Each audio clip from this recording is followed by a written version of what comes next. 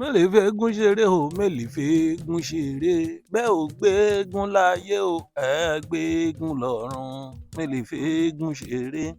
Bẹ́ẹ̀ bá ti ń gbọ́ nípa ọ̀jẹ̀ tàbí wọ́n ń sọ kinní kan nípa ọ̀jẹ̀ ó yẹ kẹ́ ẹ ti mọ̀ pé ohun tó ní í ṣe pẹ̀lú eégún òun ni wọ́n ń sọ. Àbísọ́jẹ̀ ó ti ń ṣò lórí Libra TV lórí YouTube. Gbogbo ẹ̀yin tí Tóyọ̀sí, ìyá àkókò, ìyá bébì tuntun, Àbísọ́jẹ̀ ti ń ṣò ó yá nítorí Tóyọ̀sí àtòrí àwọn èèyàn tó kù ẹ jẹ́ a jọ lọ wo sinimá yìí Àbísọ́jẹ̀ lórí Libra TV. Ṣé ẹ wá retí apá kejì àbẹ́ ẹ̀ retí apá kejì?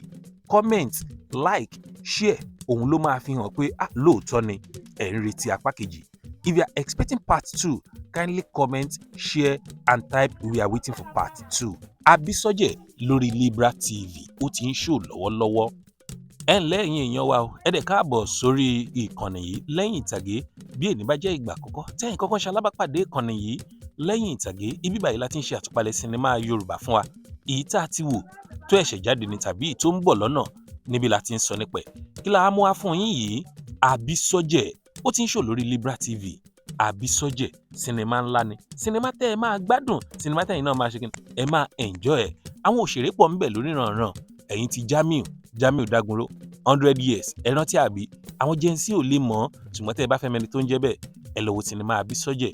Àbísọ́jẹ̀ pẹ̀lú ọ̀pọ̀lọpọ̀ àwọn òṣèré bíi Àbísógun, Tóyọ̀sí ìyá àkókò, Peter Fatomilola bàbá, Ayọ̀ Ọláìyá, Don Richard, Jamiu Dagunro àti ọ̀pọ̀lọpọ̀ àwọn òṣèré ni wọ́n kópa nínú sinimá yìí o. Ẹ̀kọ́ wà ńbẹ̀, ìmọ̀, ọgbọ́n àti òye gbogbo ẹ̀ ló sodo sínú sinimá yìí.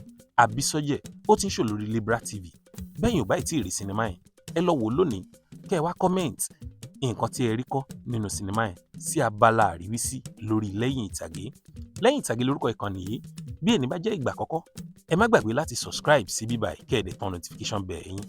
Títí ìgbà míì tá a tún máa fi pàdé èmi àti yín a ò ní jọ ẹni tí wọ́n ń wá o. Ó dàbọ̀.